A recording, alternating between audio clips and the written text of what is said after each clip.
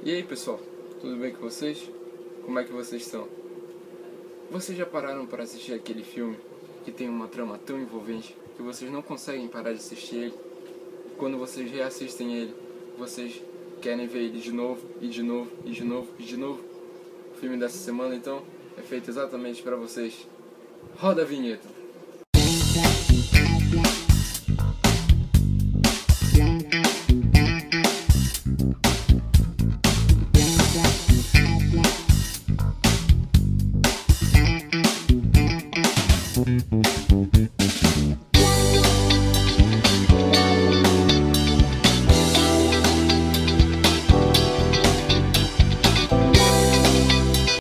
Quem não gosta de um bom mistério? Uma boa trama para que você possa ficar pensando como alguém pensou nessa história. O filme dessa semana é exatamente sobre isso. Sherlock Holmes, de 2009, dirigido pelo Guy Ritchie. O filme, em si, traz a história do famoso detetive Sherlock Holmes. Muitas pessoas podem nunca ter lido uma história dele, mas todos conhecem o personagem de Sir Arthur Conan Doyle. O filme, produzido por Joe Silver, Lionel Wigram, Susan Downey e Dan Lin, e com o roteiro de Sir Arthur Conan Doyle, que mais ajudou com os personagens do que com a trama propriamente dita, não é? Michael Robert Johnson, Anthony Peckham, Simon Kimber e Lionel Wigram. O filme contou com um orçamento total de 90 milhões de dólares. Foi um dinheiro bem gasto, tanto quanto elenco, roteirização, direção, produção, cinematografia, edição, visual, tudo. Fotografia, entre outras.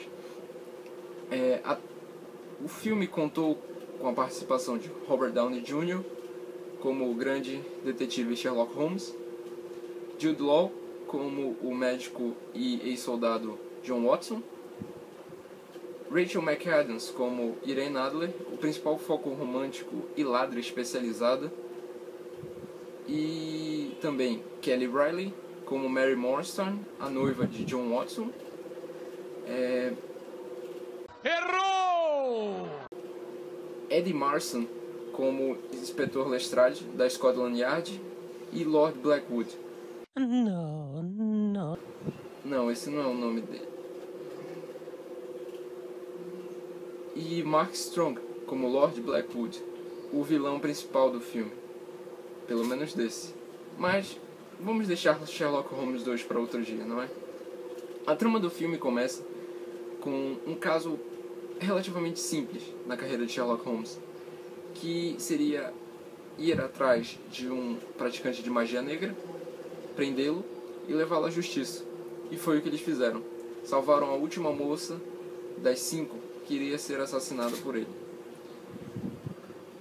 Porém, durante a noite, antes de ser enforcado, Blackwood fez um apelo e pediu para que Sherlock Holmes fosse em seu encontro antes de sua morte. Vocês já vão entender as aspas.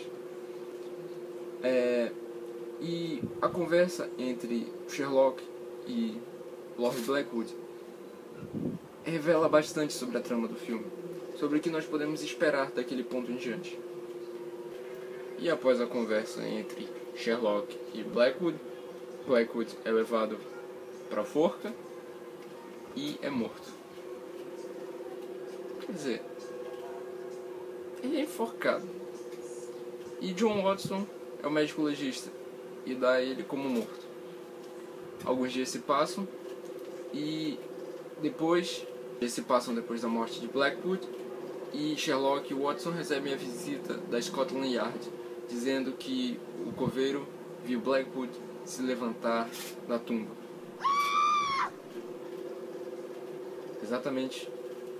E é aí que o filme começa a se desenrolar. Começa a criar todo o mistério do filme, envolvendo a figura do recém-chegado da morte, Blackwood.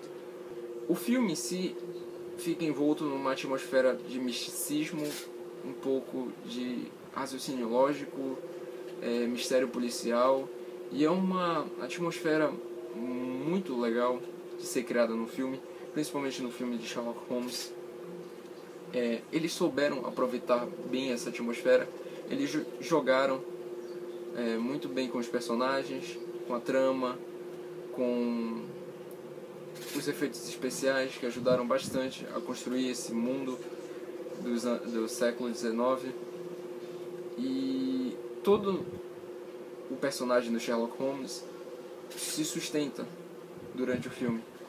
Com toda essa excentricidade do personagem, com toda a, vamos dizer assim, humor que o filme causa para as pessoas, pois, mesmo sendo um filme de mistério, eles conseguem brincar um pouco com o cotidiano da polícia, da Scotland Yard e do próprio Holmes, com a relação entre ele e o Watson, que fica conturbada porque o Watson vai se mudar da rua Baker logo porque ele vai se casar com a Mary, até o encontro com a própria esposa, futura esposa do Watson.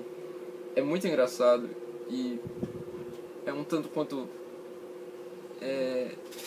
intrínseco ao filme. Nós entendemos o que o Sherlock causa nas pessoas, a sensação de ser completamente revirada pelas suas deduções. Ele expõe tudo da Mary e isso acaba deixando ela vulnerável. Embora o Watson tenha sabido Não, você é burro, cara. de todo o passado dela antes mesmo do Sherlock, isso acaba balançando um pouco com ele, pois um amigo dele faz isso com a esposa dele. Traz feridas antigas. Isso não é uma coisa legal de se fazer. Até mesmo com um amigo, ou mesmo com o pior inimigo. Não, nada a ver, irmão. Não é uma coisa legal de se fazer. Mas Sherlock é assim. Ele é excêntrico, ele é um tanto quanto recluso, tanto que no começo do filme ele passa 2 semanas dentro do próprio quarto, trancado, fazendo experiências malucas com um cachorro. Sim, estamos falando do cachorro dele e do Watson, Gladstone, que faz algumas pontas durante o filme e tem uma participação engraçada durante todo o humor do filme.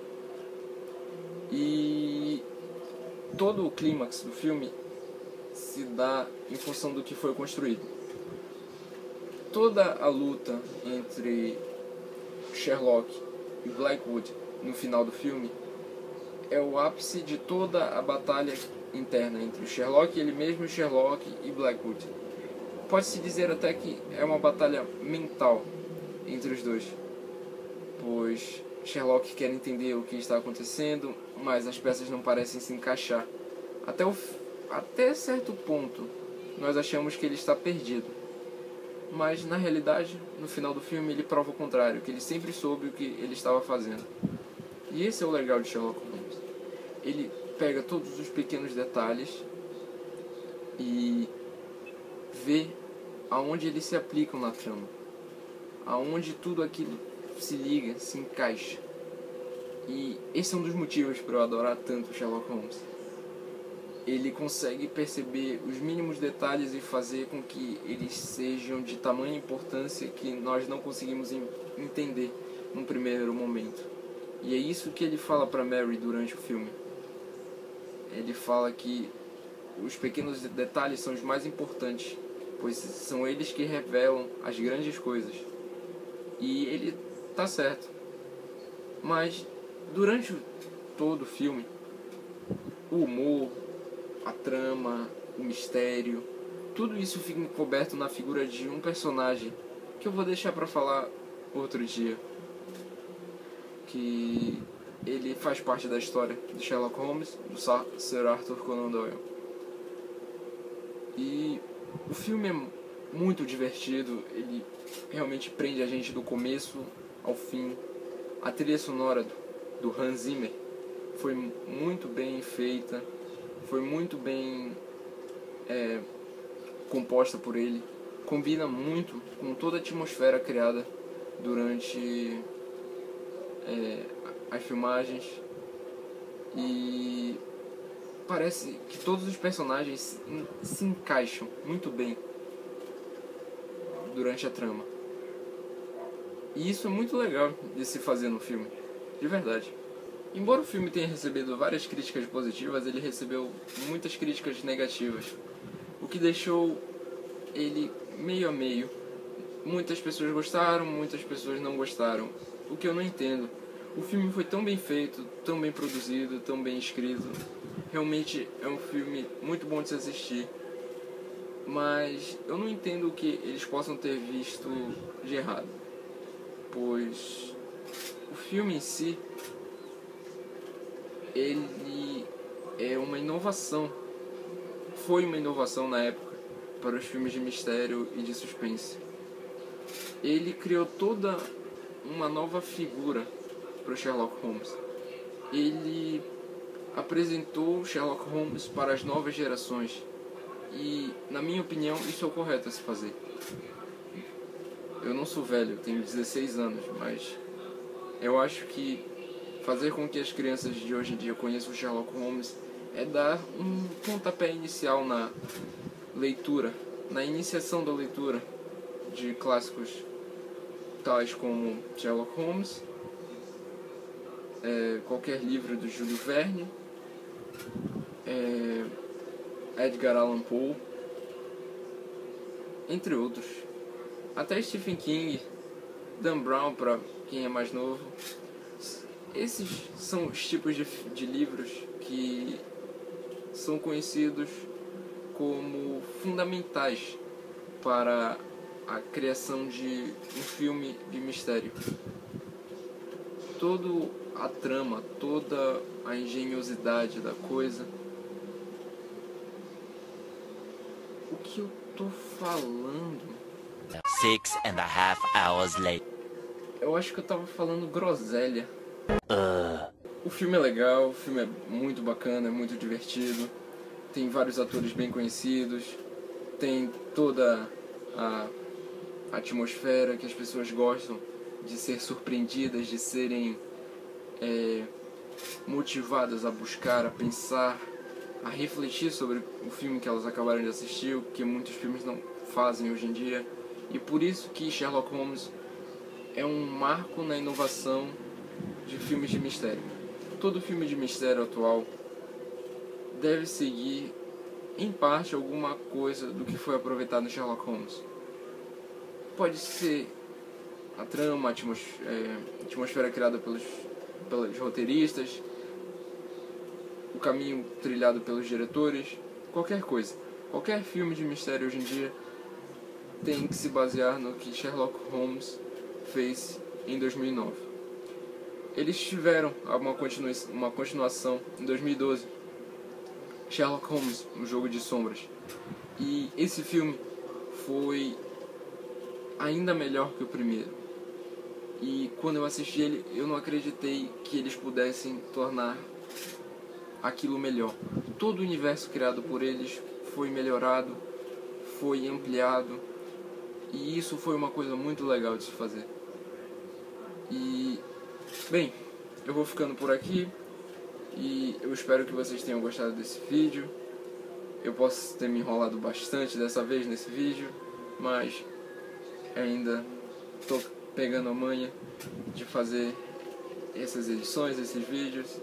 E mais uma vez, obrigado a todas as pessoas que assistiram os outros vídeos das semanas anteriores, aos meus amigos que me deram apoio essa semana, me deram algumas dicas do que fazer. Realmente muito obrigado por tudo. E curta o vídeo, compartilhe com seus amigos, que se inscreva no meu canal no YouTube. E até semana que vem. E se você quiser ver o making of desse filme, curte aí e comenta: Danilo, eu quero ver o making of dessa parada aí, quero ver o making of do Críticas em Excesso, como é que foi fazer esse vídeo. E eu espero que vocês deem um apoio a essa ideia. E de novo, muito obrigado ao apoio que vocês estão dando aos meus vídeos. Realmente, muito obrigado mesmo. Agora sim. Falou, pessoal.